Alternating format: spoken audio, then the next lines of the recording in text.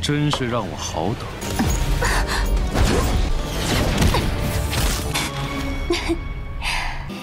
上次才喝掉你。广告。一会儿的呀。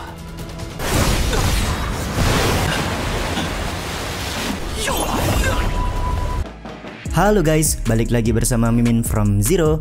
Di video kali ini Mimin bakalan kembali melanjutkan alur cerita Donghua berjudul Alam Dewa Tanpa Akhir episode ke-10 ya. Seperti biasa, sebelum masuk ke rekap ceritanya, buat kalian yang menonton video ini tapi belum subscribe, tolong di subscribe dulu ya guys. Dan jangan lupa nyalain lonceng biar nggak ketinggalan update terbaru dari channel From Zero. Playlist untuk Donghua ini juga udah tersedia bagi kalian-kalian yang baru aja bergabung dan belum nonton episode sebelumnya ya. Ya udah deh, nggak usah berlama-lama lagi, langsung saja kita ke rekap ceritanya guys.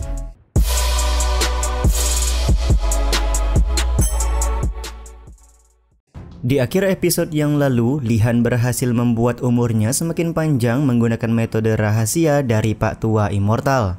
Metode tersebut mengharuskan Lihan untuk membantai orang baru dia mendapatkan kehidupan yang lebih lama. Setelah dirasa cukup, pada akhirnya Lihan memutuskan pergi meninggalkan pavilion tempat Pak Tua Immortal tinggal.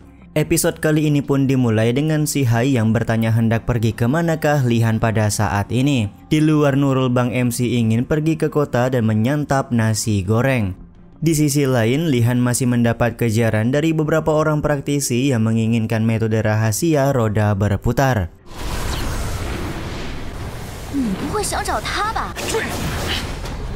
Beberapa hari kemudian, di sebuah pavilion tempat hiburan ada seorang wanita cantik yang sedang menari-nari menghibur para penonton. Tiba-tiba saja suasana menjadi kacau setelah penatua Qin Feng datang ke lokasi. Ternyata suasana hati dari penatua Qin Feng sedang tidak enak karena selama 3 hari dia melakukan pengejaran kepada Raja Neraka, namun tidak membuahkan hasil sama sekali. Wanita penghibur yang ketakutan lekas melarikan diri keluar dari tempat hiburan. Akan tetapi tentu saja penatua Qin Feng tidak akan membiarkan wanita penghibur lolos begitu saja.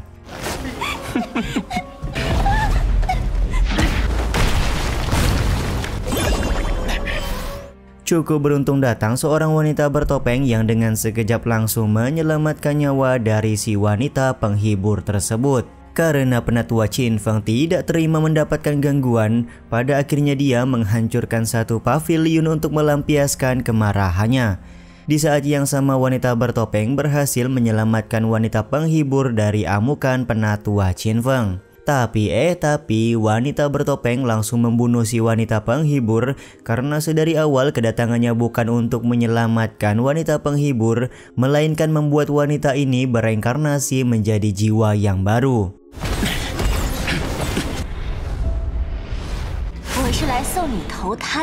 Setelah bereinkarnasi menjadi jiwa baru, wanita bertopeng segera membawa wanita penghibur ke sebuah sungai yang diselimuti oleh kabut. Ketika mereka berdua hendak masuk ke dalam perahu, ternyata di dalam perahu tersebut sudah ada Bang MC Lord Lihan. Wanita bertopeng tanpa ragu langsung melakukan serangan kepada Lihan, tapi sayangnya serangan yang dia lancarkan masihlah gagal. Ketika si wanita bertopeng hendak jatuh ke dalam sungai, Lihan datang untuk menolong wanita tersebut. Ternyata mereka berdua saling mengenal satu sama lain, dan si wanita bertopeng terlihat memanggil Lihan dengan sebutan bos. Wang Chuan.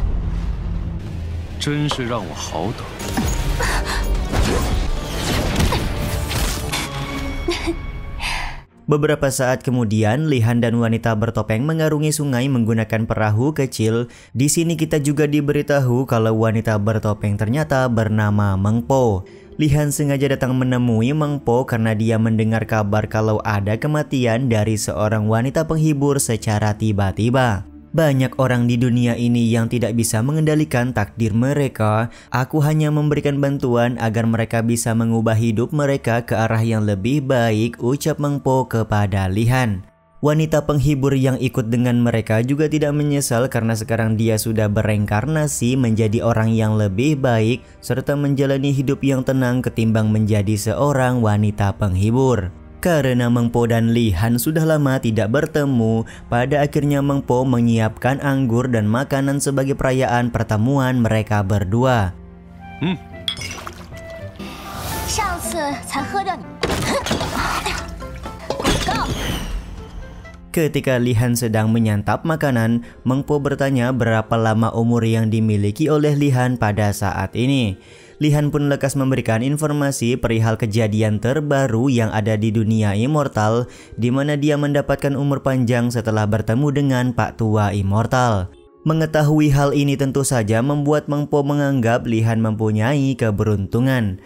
Di saat yang sama Li Han ternyata punya tujuan lain kenapa dia datang untuk menemui Meng Po. Bang MC ingin menawarkan sebuah pekerjaan yang membutuhkan kekuatan, jadi dia secara khusus datang ke tempat ini untuk menemui Meng Po. Meng Po pun langsung memotong pembicaraan dengan berkata kalau Li Han harus mencari orang lain saja ketimbang memperkerjakannya. Akan tetapi Li Han menyebutkan kalau pekerjaan ini ada hubungannya dengan sebuah barang. Sampai di sini belum diketahui barang apa yang sebenarnya menjadi tujuan dari King Li Han. Ketika mereka berdua sudah mulai serius membicarakan pekerjaan, tiba-tiba saja datang Penatua Qin Feng.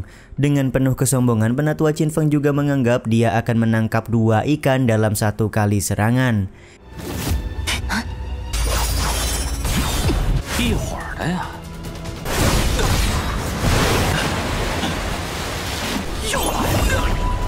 Tapi situasi malah terbalik, di mana Meng Po dan Li Han mampu mengalahkan Penatua Qin Feng hanya dengan beberapa gerakan saja. Singkat cerita, di puncak angin dingin ada beberapa orang yang datang khusus untuk bertemu dengan Leng Huan. Mereka bertiga melakukan protes kepada Leng Huan yang selama ini menutup diri dan tidak ada merekrut murid sama sekali. Diketahui beberapa tahun yang lalu Master Puncak Angin Dingin sebelum Leng Huan sudah meninggal. Jadi sejak saat itu sampai sekarang Leng Huan terus-terusan mengurung diri dan tidak menjalankan Puncak Angin Dingin dengan baik. 我们天剑峰向来以礼服人，你并未得到此峰的师承主，是承望你广大弟门下一个弟子都没有。 Tiba-tiba saja Li Han datang dan langsung berbicara kalau Puncak Angin Dingin mempunyai 1 orang murid, yaitu dirinya.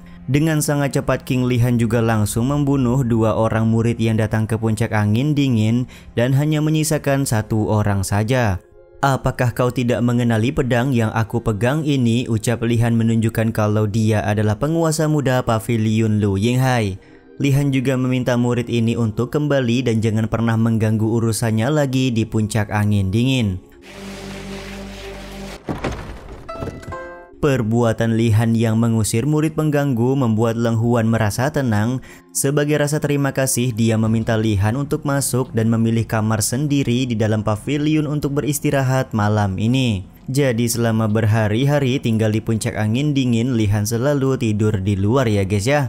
Sontak hal ini pun membuat Li Han senang karena dalam beberapa waktu ke depan dia tidak akan tidur di luar lagi. Si Hai juga langsung keluar dan mengejek tentang perilaku Li Han yang sudah layak menjadi penguasa muda di Pavilion Lu Yinghai. Dia juga kembali memperingati tentang misi pertama di alam dewa tanpa akhir kepada King Li Han. 拿下轮椅海阁。怎么都不记得了？